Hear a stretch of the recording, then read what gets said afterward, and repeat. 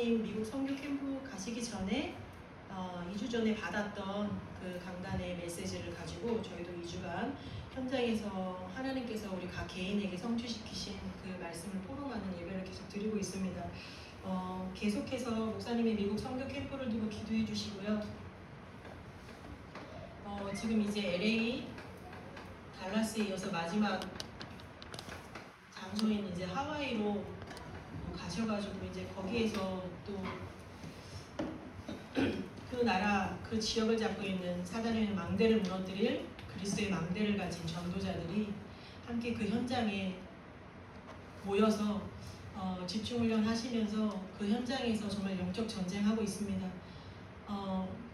특별히 메신저로 서시는 조원수 목사님을 두고 기도해 주시고 정말 그 지역에서 영적 전쟁 하시는데 진짜 생명 걸고 그 현장에 서실 수 있도록 모든 우리 목사님과 모든 전도 팀들을 위해서 계속 기도해 주셨으면 좋겠습니다.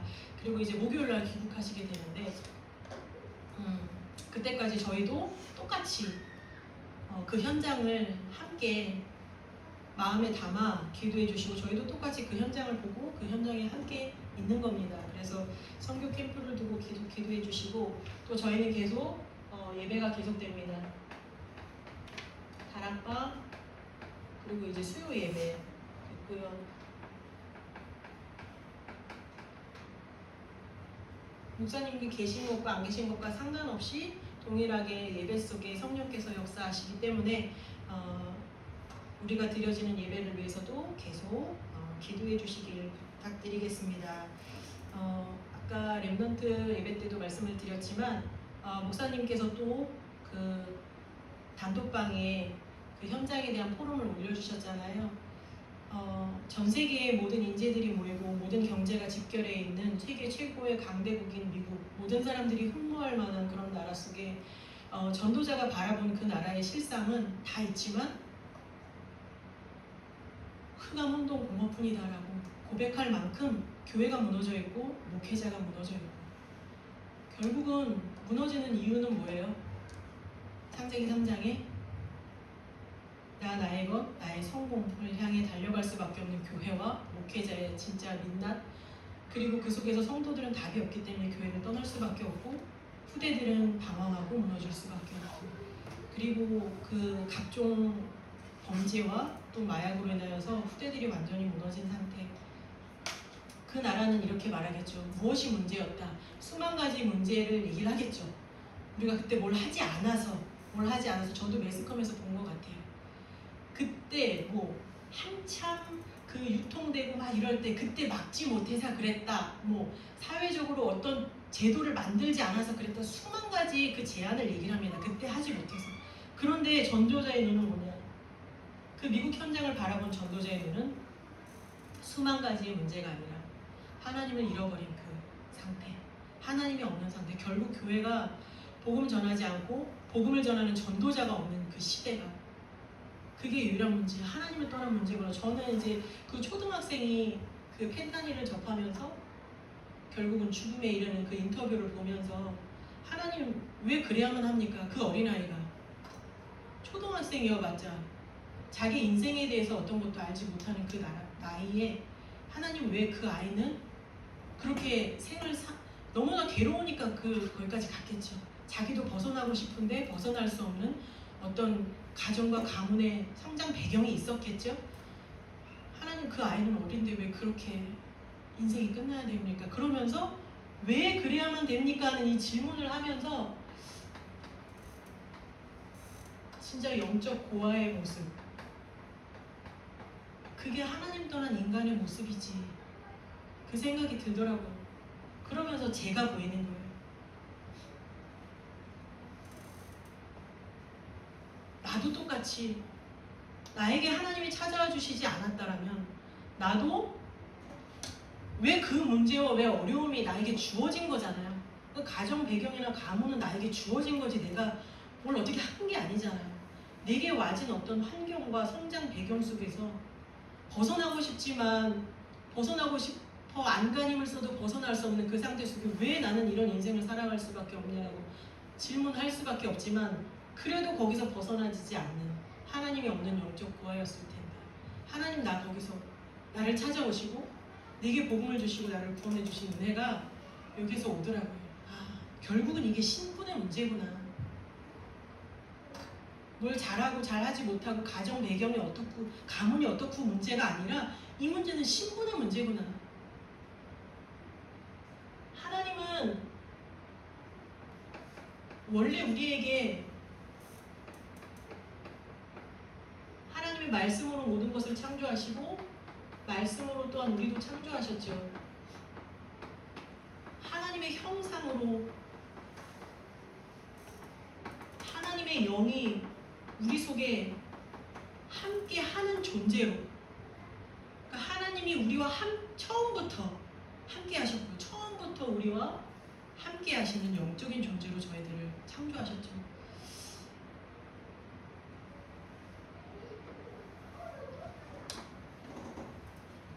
이 원래의 언약을 잃어버리도록 창세기 3장 1절에서 6절에 사단이 하나님과 사람 사이에 개입하게 돼서 여기에서 우리의 인생이 우리의 근본이 하나님이 사단으로 말미암아 문제 속에 시작이 됩니다.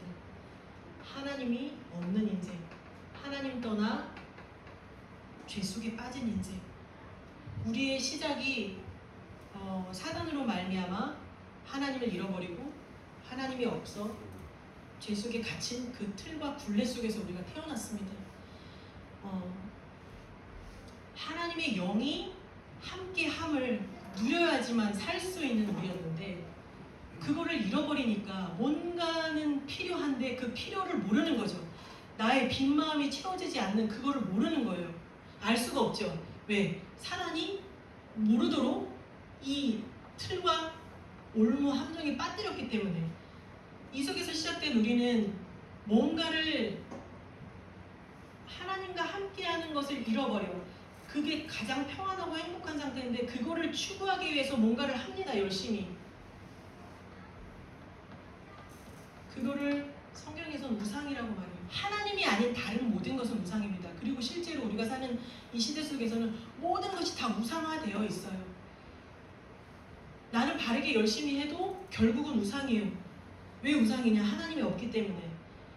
이 배경은 창세기 3장, 6장, 11장 결국은 내가 원하는 것이고 나를 위한 것이고 내가 원하는 성공입니다.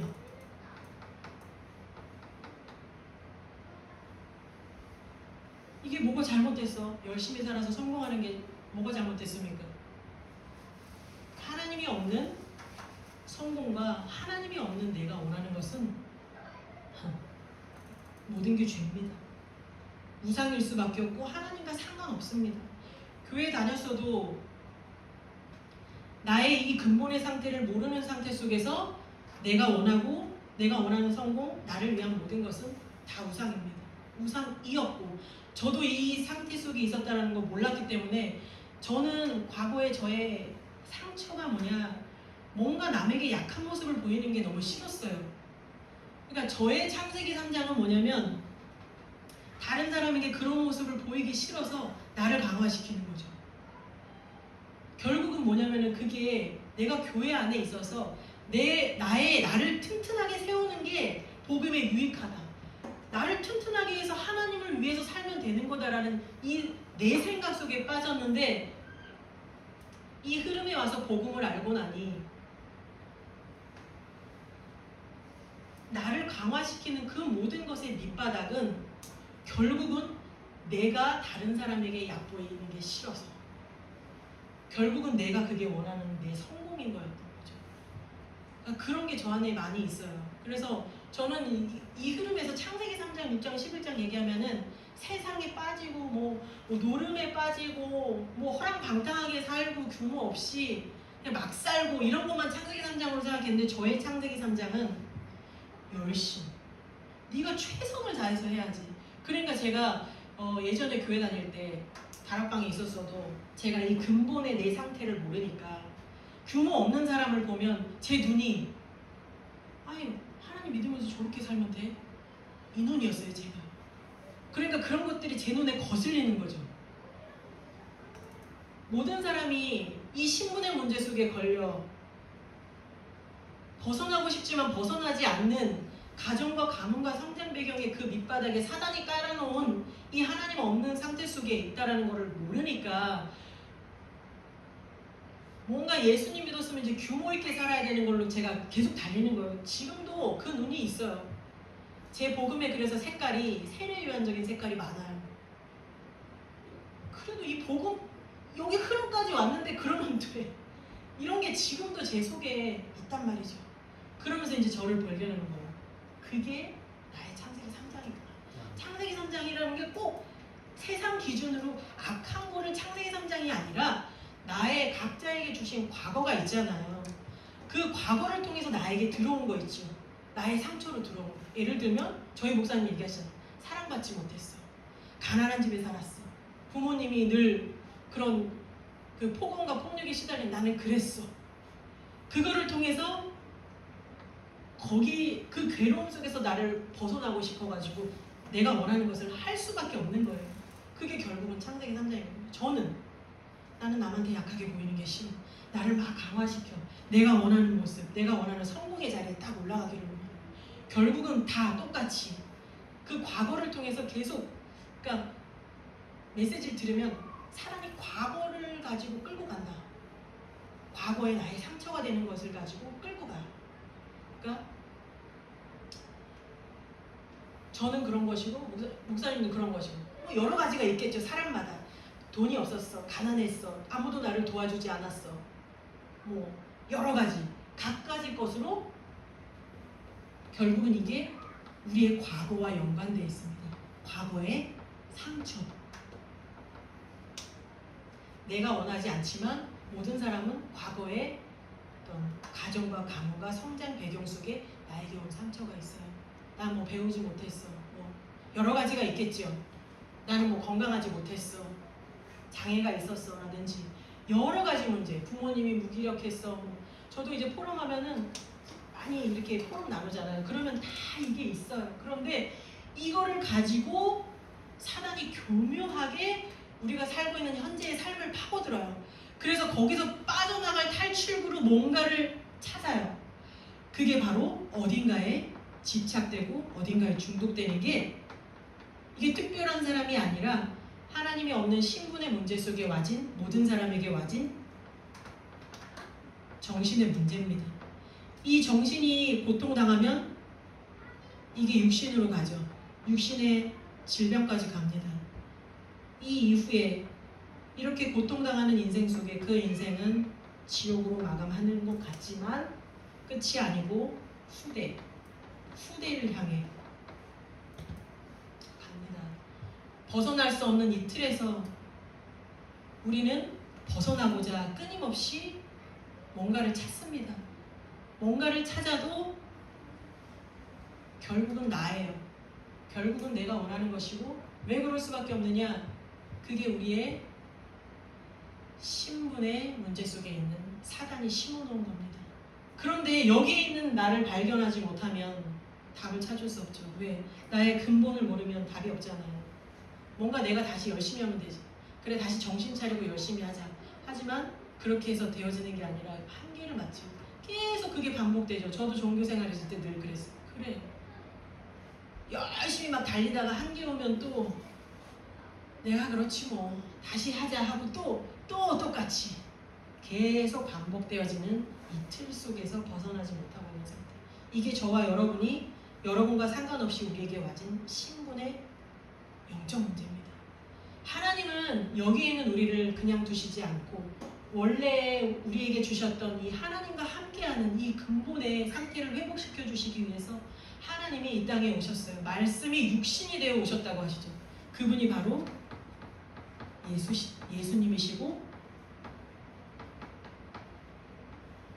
처음 오셔서 하신 일이 사단의 머리를 완전히 박살내시고 하나님 없는 죄와 저주에서 우리를 건져주시고 하나님을 만나는 길 대신 그리스도로 오신 것입니다.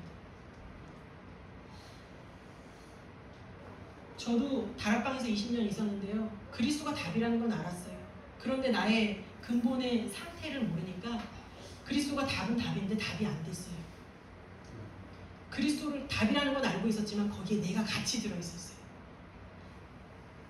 그런데 이 흐름에 와서 나의 근본, 내가 절대로 벗어날 수 없는, 우리 개인이 다 뭔가에 문제와 사건과 나를 건드리는 어떤 문제 속에 우리 마음이 무너질 때 있잖아요.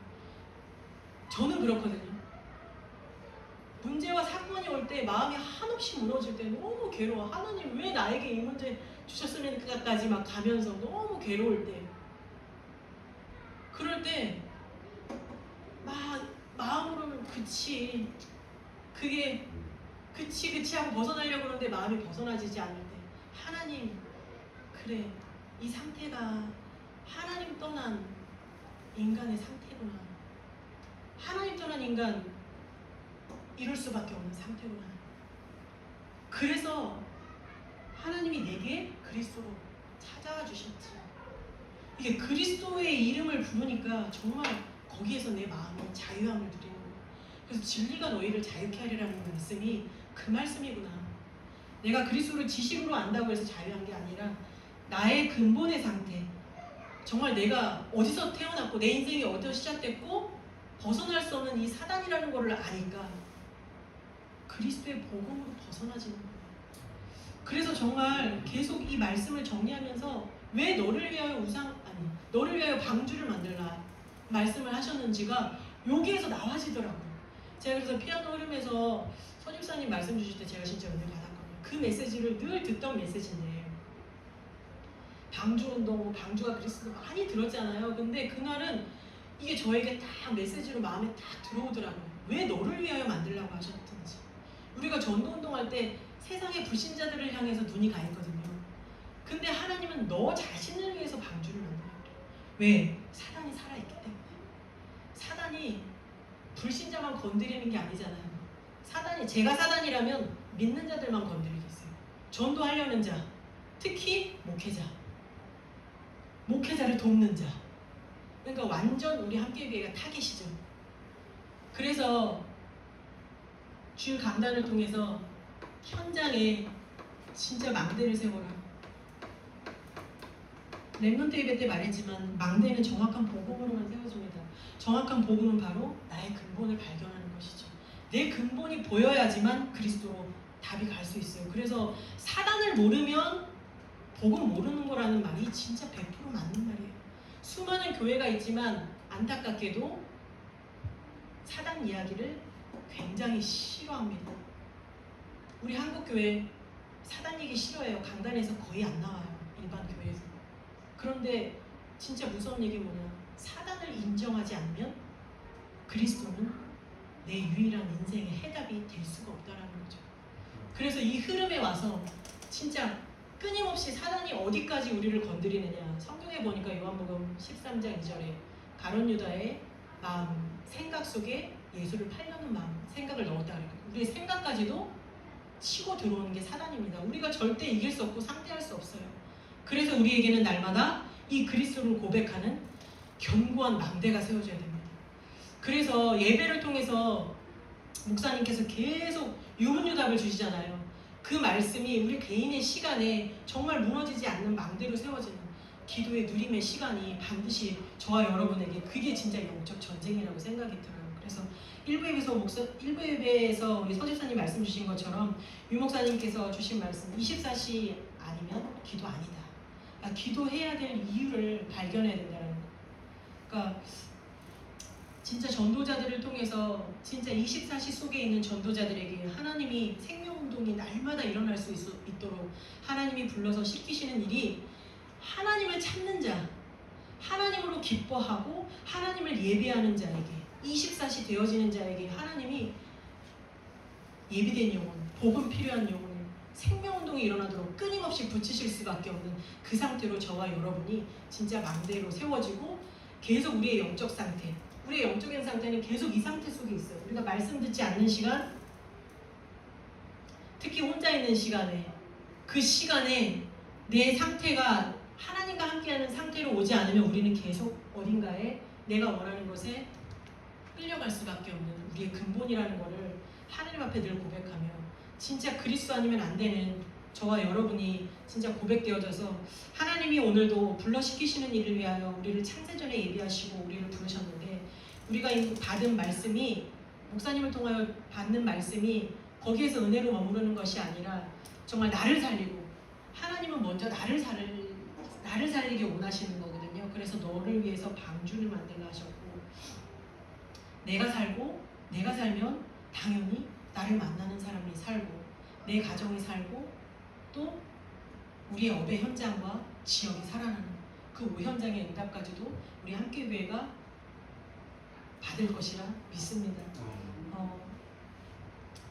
그리고 정말 이 전도와 선교 가운데 정말 안디옥 교회와 같이 헌금을 드리고 그리고 또 같은 마음으로 그 현장을 두고 기도하고 진짜 바울을 끝까지 도왔던 안디옥 교회처럼 저희도 목사님이 가시는 모든 선교 캠프 현장을 진짜 끝까지 도울 수 있는 하나님이 불러시키시는 일 속에 있는 우리 함께교회가 되기를 바라고 결국은 후대에게 전달되어지는 것은 그거거든요.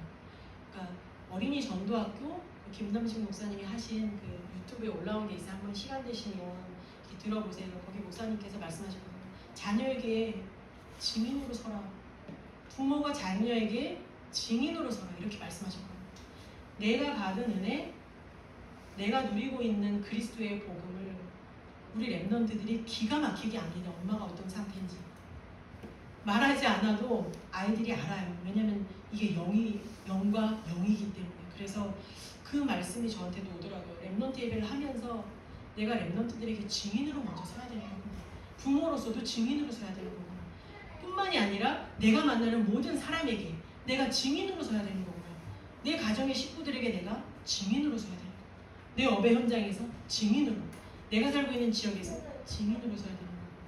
왜냐하면 하나님이 처음부터 우리를 이 복음을 전할 증인으로 부르셨기 때문입니다. 그래서 진짜 현장에 무너지지 않는 견고한 개인의 망대를 날마다 주시는 강단 말씀이 계속 유튜브에 있으니까요. 목사님께서 주신 말씀 계속 시간 될 때마다 묵상하셔서 정말 현장의 망대를 세우시고 진짜 오현장 살리고 또 이 지역 그리고 후대를 살리는 그 일에 우리가 정말 성령께서 시키시는 그 일 속에 우리의 인생이 전 인생이 드려지고 정말 우리의 인생을 고백할 때 감사뿐이었다는 고백을 진짜 할 수 있는 우리 함께교회 되길 바라겠습니다. 지금 이 시간 우리 미국 선교 캠프 현장을 두고 같이 합심해서 기도해 주시고 그리고 또 우리 함께교회 가족들 어디 계시든지 진짜 이 예배 자리로 인도받을 수 있도록 기도해 주시고 계속되어지는 다락방과 예배를 두고 대입하시는 우리 또 집사님들을 두고 기도해 주시고 마치겠습니다.